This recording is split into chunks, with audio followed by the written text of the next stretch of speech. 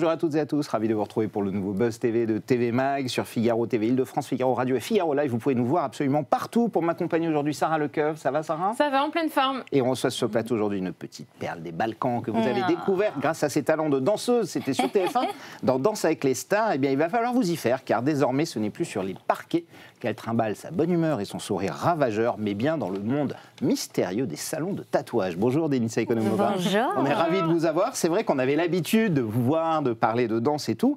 Et depuis hier, il se trouve que vous animez Le Meilleur Tatoueur, une nouvelle émission sur RMC Story. C'est à 20h tous les jours, le canal 23 de la TNT. C'est la première compétition de tatouage en France à la télé. Et j'ai une première question, évidemment, qui est totalement basique. Est-ce que vous êtes tatouée, Denisa? Je sais, c'est la première question de tout le monde. Mais oui. Non, je ne le suis pas. Vous ne l'êtes pas du tout? Pas du tout, pas du tout. Et vous ne voulez pas? Ça vous a pas donné envie? C'est vrai que ça donne envie, parce qu'on voit des talents incroyables avec des œuvres magnifiques. Ça donne envie qu'on les immortalise sur notre peau. Mais pourquoi vous hésitez alors? J'hésite. Ça fait mal quand même un peu? C'est pas la douleur qui me fait peur, c'est plus le fait de m'enlacer peut-être un jour. C'est que ce soit définitif. Ouais, parce que vous avez compris que j'ai une personnalité un peu éclectique. À chaque fois, j'aime bien changer. Donc là, pour le coup, ça, c'est pour la vie. Même si maintenant, il y a des techniques pour les enlever, mais... Oui. Très douloureuse. Si jamais c'est raté ou qu'il ne vous plaît pas, il y a une autre émission sur TFX. Oui, c'est ça, Tattoo Cover. Que je vous demande. Et d'ailleurs, la différence, puisque évidemment c'est l'émission qu'on connaît beaucoup de tatouage en France, ça existe depuis 5 ans déjà sur TFX. La différence principale, qu'est-ce que c'est entre Tattoo Cover et vous? Déjà, nous, c'est pas que des covers. Premièrement, c'est une compétition hebdomadaire parce que chaque semaine, les candidats vont changer. Il y aura un gagnant chaque semaine. Mais c'est pas orienté que sur la compétition. On apprend beaucoup sur le monde du tatouage, notamment grâce à nos 3 jurés qui sont Kali, Dimitri Hka et Mickaël de Poissy. On va en parler, et donc, avec eux, pendant que les tatoueurs y tatouent, moi, je vais aller les questionner. Je leur pose plein de questions sur le monde du tatouage, les techniques, les styles, l'arrivée du tatouage, les préjugés, et toutes sortes de questions que peut-être quelqu'un qui est tatoué n'aurait pas posées. Parce que pour lui, c'est très évident, certaines techniques, certains styles, mais moi qui suis complètement novice, moi j'ai cette curiosité-là. Et vous avez découvert des choses, et on va voir dans quelques instants, vous allez découvrir des chiffres étonnants sur les tatouages, notamment en France. On parlera aussi évidemment de vos autres projets. Denisa, ce sera après les news médias de Sarah Lecoeuvre.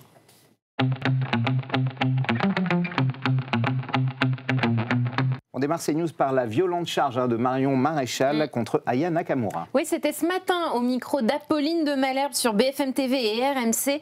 La vice-présidente du parti Reconquête a été interrogée sur le choix de la chanteuse Aya Nakamura qui pourrait chanter du Édith Piaf lors de la cérémonie d'ouverture des JO à Paris en juillet prochain.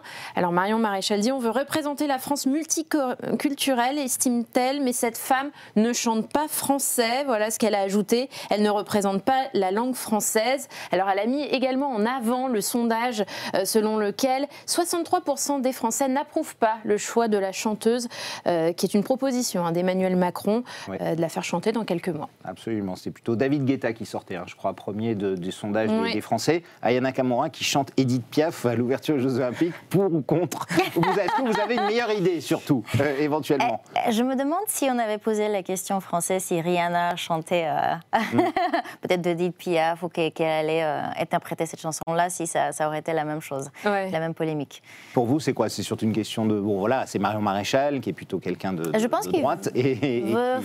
Honnêtement, j'ai pas envie vraiment de donner... J'aime pas rentrer dans des débats... Des polémiques. Des polémiques, exactement. Comme ça, mais on verra comment déjà... Si c'est Aya Nakamura, on va voir comment elle va se débrouiller, et peut-être qu'on va juger sa performance, et pas la monde. Absolument. Parce qu'Aya Nakamura qui chante du Édith Piaf, juste par curiosité déjà. Juste par curiosité, moi ça m'intéresse. Moi ça m'intéresse. Elle a de la voix, moi je suis sûre qu'elle se débrouillera très bien sur du Édith Piaf. Absolument. Et elle peut chanter en français, pas en nakamouresque. Parce que c'est vrai qu'elle a sa langue à elle un peu dans ses chansons. Oui, bien sûr. Mais c'est quand même, elle est venue dans la culture française. Il y a beaucoup de Français qui la suivent. Donc et elle s'est bien intégrée quand même. La France dans le monde. Dans le monde. Jaja. Moi qui suis quand même une Bulgare, en France, j'étais tellement bien adoptée que voilà, Bah oui, ça vous concerne d'une certaine manière. Ça me concerne d'une certaine façon. Mais oui. oui. Dire que voilà, si les gens ils commencent à dire mais non, mais elle a rien à faire dans notre pays parce que c'est pas une vraie Française. Non, je suis pas une vraie Française, mais j'aime vous bien êtes être en un France, enfant chez vous, adopté. effectivement. Et vous avez déjà Qui adore. souffert d'ailleurs de vos origines, enfin si on peut parler comme ça, d'une sorte de Pas vraiment souffert, discrimination. mais forcément le fait que j'ai encore mon accent, que je pense que ne disparaîtra pas. Bah, on est très content que vous ayez Prochainement. votre accent, ça fait votre charme aussi, Denitza. Ouais. Donc tout de suite, en fait, les gens ils savent que je suis pas française et tout de suite, mais d'où tu viens et peut-être il y a certains préjugés par rapport à certaines émissions. Le fait que RMC m'ont proposé d'animer une émission française animée par une Bulgare, moi ça me fait énormément plaisir. Absolument. Mais il y a eu Sylvie Vartan, puis il y a vous maintenant. Voilà, les deux grandes Bulgares françaises qu'on a adoptées, qu'on va garder toute la vie. Ah, c'est gentil. 188 000, Sarah, c'est le chiffre du jour. Et oui, ça vous concerne, Denitza, parce que c'était le nombre de téléspectateurs assemblés hier devant votre émission entre 20h05 et 21h sur RMC Story. La part d'audience est de 0,9%. Alors, on va pas se mentir, c'est encore un peu timide. Hein. Ouais, vous allez réagir, nous dire ce que vous en pensez. Et la chaîne du groupe Altis est derrière voilà, les principales chaînes de la TNT, notamment Absolument. TMC, les Taules, parce qu'à cette heure-ci, vous avez de la concurrence. Hein. Vous avez Cyril Hanouna, Bien Yann sûr, bien Barthès, sûr. et puis Anne-Elisabeth Lemoine sur France 5. Et puis les journaux de 20h, évidemment, qui mobilisent beaucoup de gens. Il y a on vous a donné un objectif d'audience, on vous a dit ce qu'il fallait faire. Cette case-là n'est pas très, très forte. Vous faites quand même x4 hein, par rapport à la case d'avant, la semaine dernière. Oui, Mais vous avez un objectif, Denitza? Après, je pense que comme c'est une nouvelle émission, à chaque fois quand il y a une nouvelle émission, il faut c'est ça. Il faut laisser le temps pour qu'elle s'installe, pour que ça prenne ses marques. Et je pense qu'ils sont très très contents déjà RMC parce qu'il y a la cible de 15 à 24 ans. Oui, vous on êtes a à explosé. 3,2% On a là-dessus, donc ça a explosé. C'est ce qu'ils cherchaient. Ils ont dit que c'était vraiment un record depuis le début de l'année sur certaines cibles. Donc ils sont très contents et ils savent que ça va prendre un peu de temps, comme ça après avec Wheeler Dealer sur RMC Découvert. Ça a pris du temps avant que l'émission vraiment s'installe et maintenant elle est ancrée et on va voir le chemin de meilleurs tatoueurs. Oui, je pense. Mais il y a une pression, vous en avez tourné combien là? Jusqu'à la fin de saison a priori, ou est-ce que ça pourrait revenir? On vous l'a déjà dit, Denitza. On en a tourné 30 épisodes. Oui. Donc voilà, c'est pas comme si on commençait avec un épisode pilote pour voir comment ça allait fonctionner et on décide par la suite. Non, là, la chaîne, elle a pris quand même, c'était courageux de leur part. Donc vous avez quoi tenir 6 mois déjà là Ouais, 6 semaines. 6 semaines, pardon, 6 semaines. 6 semaines. 6 semaines. 6 semaines pour tenir on parce que verra. c'est une quotidienne de lundi au vendredi et donc voilà, 30 épisodes. Très bien. On vous souhaite évidemment ensuite le meilleur. C'est fini, Sarah? Les news médias Pour sont les news terminées. médias, il y en aura d'autres, bien sûr, dès demain. On passe tout de suite au grand entretien du Buzz TV. Nous sommes avec Denitza Ikonomova.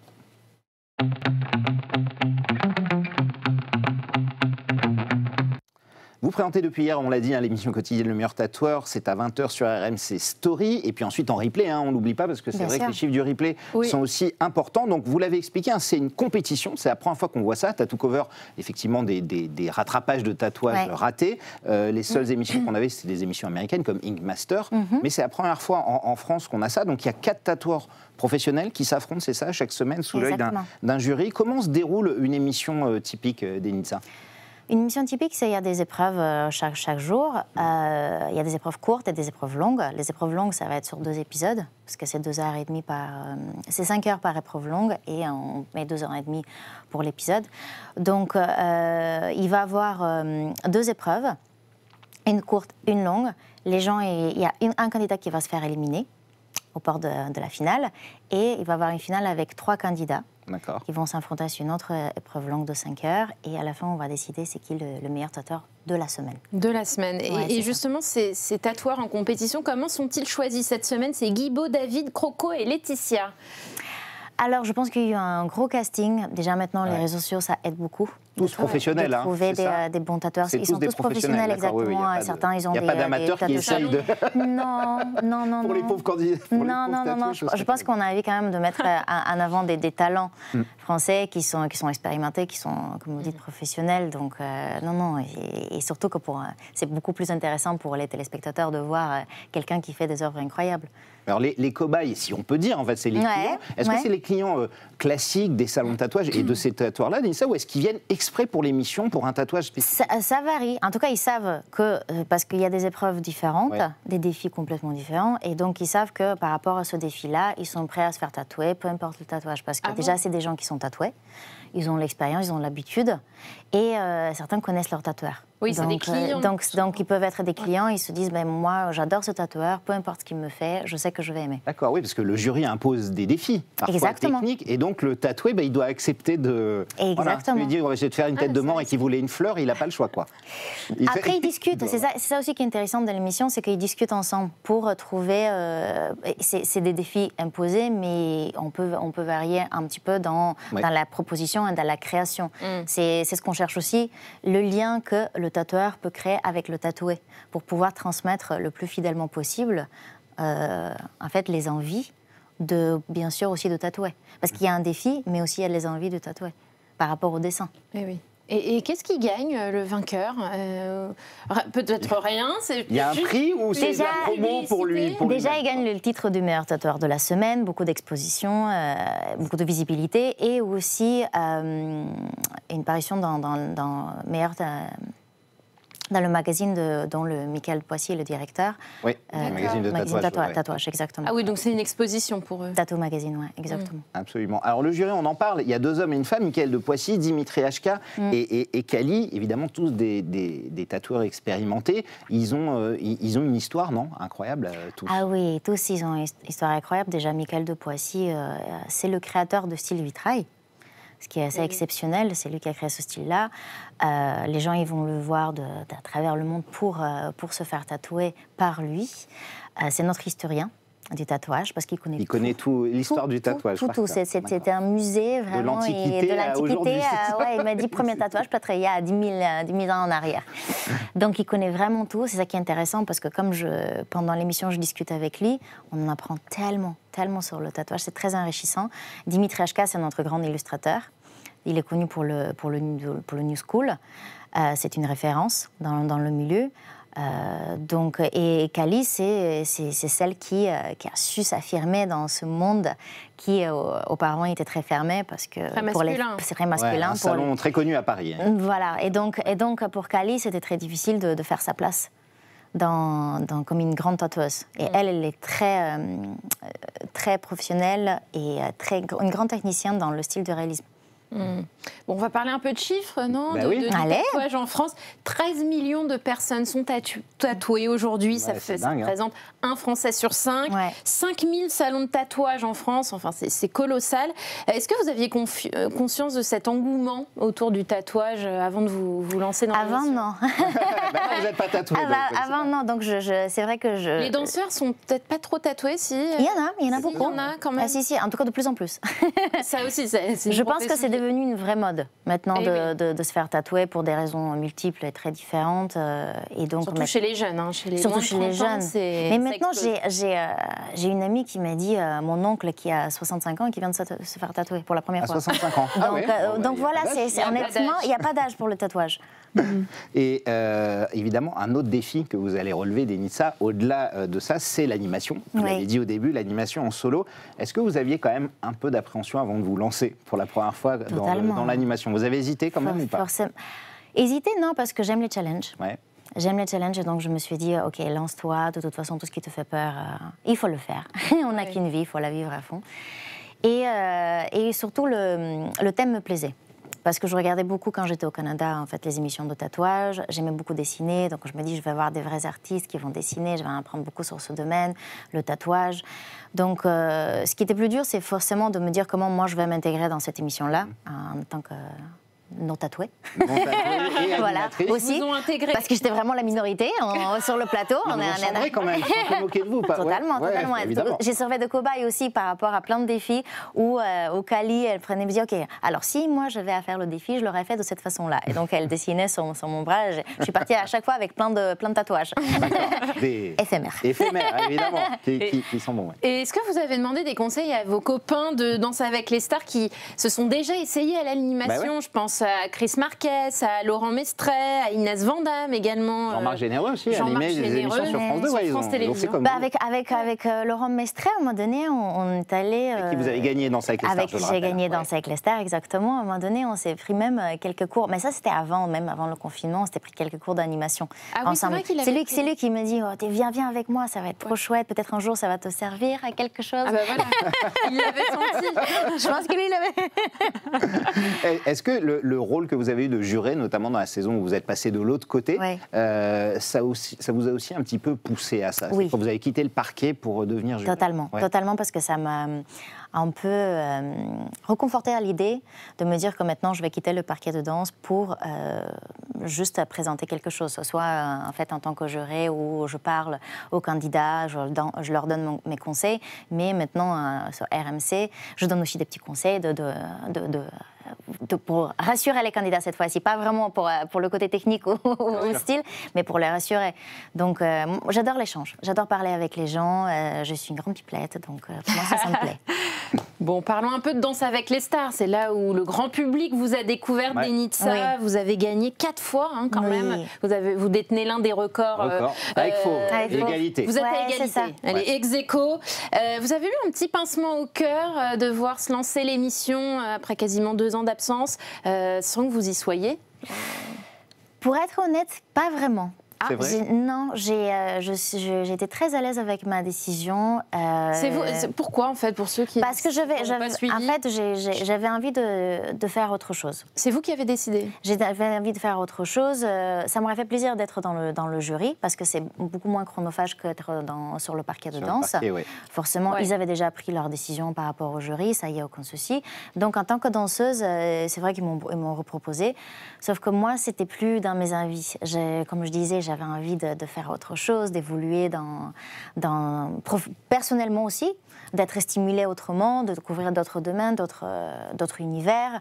Et c'est pour ça que je me suis dit, OK, il faut continuer à tracer mon chemin. Peut-être qu'il n'est pas le chemin conventionnel que tout le monde aurait pu imaginer que j'allais faire. C'est risqué, oui. Aussi. Mais en fait, les gens, quand ils disent, oui, Denitza, la danseuse, en fait, moi, à la base, j'étais Denitza, la banquière, la financière. Parce que mon métier, techniquement, j'ai des études en finance et je faisais des finances avant d'être danseuse. La danse, c'était vraiment un passe-temps. Vous ne l'avez pas fait professionnellement, vous ne gagnez pas votre vie avec à l'époque. C'était un passe-temps. Et donc, finalement, quand je suis arrivée en France, forcément, les gens ils m'ont connue en tant que danseuse. Donc, je comprends pourquoi ils se disent à chaque fois pourquoi tu ne restes pas dans la danse. Mais moi, j'aime bien changer. Même, on vous verrait bien prof de la Starac, prof de danse à la Starac. Pourquoi pas? Par exemple. Si on vous le propose demain, vous y allez? Je vais réfléchir, oui. Ce serait, honnêtement, j'adore cette émission. Surtout que là, le retour, il est incroyable. Alors, vous avez connu aussi, on l'a dit, il y a 1 an et demi, une grave blessure, opération au genou, convalescence. C'est une période qui était très difficile. Ça aussi, ça m'a fait réfléchir. Ouais, ça vous a aussi poussé à quitter, à dire je veux plus danser, parce qu'on sait que c'est des semaines d'entraînement. En plus, à chaque fois, vous allez très loin, vous gagnez presque tout le temps. Mais c'est ça qui vous a poussé, c'est-à-dire en gros, c'était soit je reste dans le jury, pour aussi préserver ma santé, soit je m'en vais. C'était un peu ça le dilemme. Oui, je me suis dit que mon corps, il me parle. Il vous parle. Et donc, à un moment donné, je me dis, OK, il faut que je le préserve un peu plus. C'est pour ça que j'essaie de m'orienter vers des choses une sorte de reconversion. Ouais. Et oui, c'était une des raisons aussi pour lesquelles je n'ai pas voulu retourner sur le parquet. Parce que c'est très... non seulement c'est très physique, mais aussi ça peut être un peu dangereux. Vous voyez toutes les blessures qui arrivent sur Danse avec les stars. Ouais. Après, vous me dites la nostalgie. En fait, je suis tellement contente d'avoir pu vivre cette émission-là et d'avoir créé une famille. Je reste toujours en contact avec tous les danseurs. Donc, ça, pour le coup, cette connexion-là, je ne la perdrai jamais. Et quand on est sur la piste de danse, on n'est qu'avec notre partenaire. Et ça, c'est quelque chose qui me manquait plus. Moi, ce que j'adore, c'est danser aussi avec les danseurs professionnels. Ouais. Et ça, je le retrouve avec Dépendance. Ouais. Où on va partir encore en tournée en 2025. Et votre blessure, ça va mieux aujourd'hui? Ça va mieux, oui, mais ma rééducation s'est pas passée comme prévu. En fait, ça a pris beaucoup plus, ça a pris beaucoup plus de temps. Je pense que mon corps aussi, je sais pas, il a des envies et des projets qui sont pas les mêmes que les miens. Donc oui, il a pas réagi comme moi je voulais. Donc je continue, je poursuis ma rééducation, ce qui est normalement à la base au bout de 10 mois. Boitez pas, Non, je boite pas, mais il y a certaines limitations encore. Ouais, vous pouvez pas tout Ouais. faire. Et donc, c'est aussi pour ça que je me dis que je peux pas donner le meilleur de moi-même. Mais aujourd'hui, si je dis Danse avec les stars, c'est définitivement mort, ou est-ce qu'il y a une porte qui peut toujours s'ouvrir un jour? Participer dans Danse avec les stars, autrement, oui. Revenir sur la piste de danse avec un Mais partenaire. autrement, c'est-à-dire juré ou... Oui, revenir dans le jury, peut-être en fait, oui, pourquoi pas animer l'after, maintenant que j'aime bien. Il n'y a plus de deuxième animatrice d'ailleurs. Ben voilà. Ah, vous postulez, Voilà, pourquoi pas. Je donne des idées comme ça. Avec Annie Combal, très bien. En plus, on s'entend tellement bien, donc c'est serait chouette. Et vous avez regardé la nouvelle saison là, J'ai pas eu le temps. J'ai pas eu le temps parce que c'est vrai que je fais beaucoup de déplacements et beaucoup de choses à côté, mais j'essaie de voir dès que je peux des petits extraits parce que j'aime beaucoup suivre l'émission et suivre mes amis et leurs exploits. Ouais. Bon, je suis très triste parce que mon meilleur ami et mon partenaire Christian Miette, il se fait encore une fois éliminer. Oui, c'est vrai, en premier. Oui. Mais voilà, j'aurais adoré le voir un peu plus briller sur ce parquet, mais... Vous êtes content d'avoir vu Jean-Marc Généreux de retour? Jean-Marc, ouais, ça fait plaisir de voir Jean-Marc, ça fait plaisir de voir Maxime qui est revenu sur la piste aussi cette année. Donc, en plus, Fauve qui est dans le jury, donc elle ne pourra pas battre votre record. Revenir. Voilà, du coup, ça c'est bien, c'est plutôt sympa. C'est pas grave, on n'est pas en compétition l'un contre l'autre, c'est pas grave. En fait, on est là pour faire notre chemin. Mais le meilleur souvenir, si vous deviez en garder un de Dal, c'était quoi? Est-ce que c'est la première victoire avec Ryan Bensetti? Est-ce que c'est la performance dingue avec Loïc Noté? Est-ce que c'est la complicité, l'amitié incroyable que vous avez créée avec Laurent Mestré? Ou la surprise avec Clément Rémiens, par exemple? Ils étaient tous différents, vos victoires. Ouais. C'est tout ça. Il y en a une plus grande qu'une autre? Non, parce que c'est vraiment des émotions complètement différentes à chaque fois. Et la première victoire, c'était exceptionnel parce que tu te dis, oh là là, c'est là pour. Je suis arrivée jusqu'à la fin. Je me suis montrée même à moi-même que je peux aller jusqu'au trophée. C'est une reconnaissance incroyable que j'ai pu ressentir. Après, avec Loïc, le fait que notre prestation, elle est reconnue à travers le monde comme celle la plus vue. D'autres versions. Ouais. Exactement. Donc, je me dis, ça, pour le coup, je sais que ça marquerait à vie. Mon passage sur Danse avec les stars.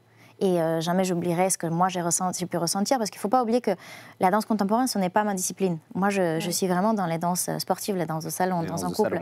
Et donc là, d'avoir fait une danse contemporaine avec Loïc, d'avoir eu cette symbiose ensemble et que ça a plu autant aux gens, c'est incroyable.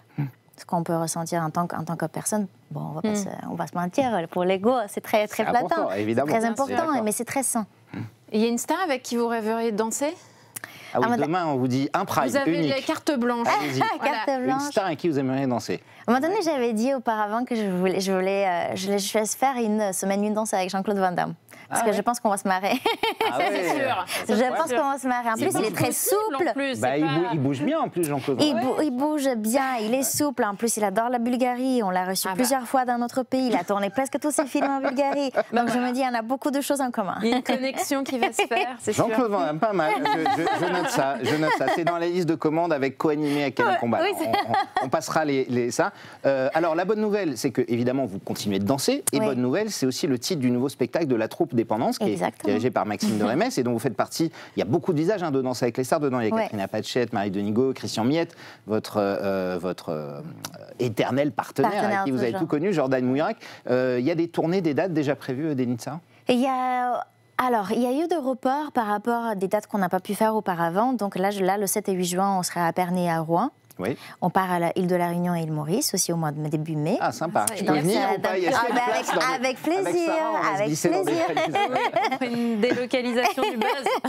La Réunion. Avec plaisir. Donc, vous pouvez venir, regarder le spectacle. Et nos prochains, vraiment, avec bonne nouvelle, on va commencer, je pense, en 2025.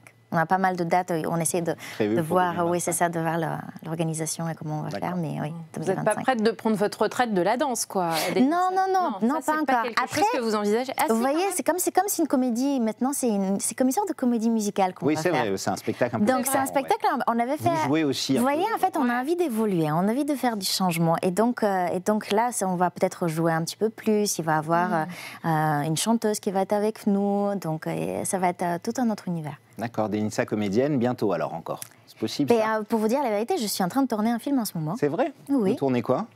Je tourne un film téléfilm sur France 2. Ouais. Et ils m'ont proposé un petit rôle. Non, je ne prends pas non plus le deuxième rôle. Mais comme vous savez, j'aime bien me lancer des challenges, des défis. Et donc là, c'est la première fois que je me lance dans un film. Et voilà, je vais faire je le tourne à ce moment-là, je repars. C'est une fiction C'est un téléfilm qui est aussi une série. D'accord. Ouais, exactement. C'est qui vos partenaires? Il y a Béatrice Dalle. D'accord, ah ouais, pas mal. Béatrice Dalle qui va prendre le rôle principal. Ah, c'est un policier, je crois, c'est ça? C'est un policier, effectivement, j'en ai entendu parler. Exactement. Absolument. Exactement. Donc voilà, on va voir. Je sais pas ce que ça va donner, mais j'ai très hâte. En tout cas, moi, ça me plaît de le faire. Merci Denis, on passe à notre dernière rubrique, au suivant.